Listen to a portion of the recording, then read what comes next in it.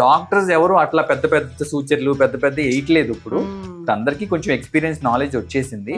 But ఉన్న దాంట్లో కూడా అసలు మచ్చ పడకుండా వేయాలి అంటే ప్లాస్టిక్ సర్జన్ వల్ల కూడా కాదు. మచ్చ పడకుండా అంటే ఎంత చిన్న మచ్చ పడితే అంత చిన్న వీలైనంత చిన్న స్కారింగ్ ఉండేటట్టు చేయగలిగేదే ప్లాస్టిక్ సర్జన్ అండి. అసలు మార్క్ పడకుండా ప్రపంచంలో ఎప్పుడూ చేయలేదు. లేదా అన్నట్టు కనపడకుండా చేసేవాడే ప్లాస్టిక్ సర్జన్. అదే ఇప్పుడు మనం ఎవరైనా లైక్ ఫ్రెండ్స్ గ్రూప్ అయినా సోషల్ గ్రూప్స్ లో అయినా వాళ్ళు చెప్పే వరకు మనకు తెలియట్లేదు. నేను చిన్నప్పుడు కింద పడ్డాను, ఇక్కడ ఇది అయింది, ఇక్కడ సర్జరీ అయింది చెప్తే గానీ మనకు తెలియట్లేదు. ఒకప్పుడేమో మనం చూస్తే ఓకే ఒకప్పుడు ఈయనకి ఏదో అయినట్టుంది అని తెలిసేది.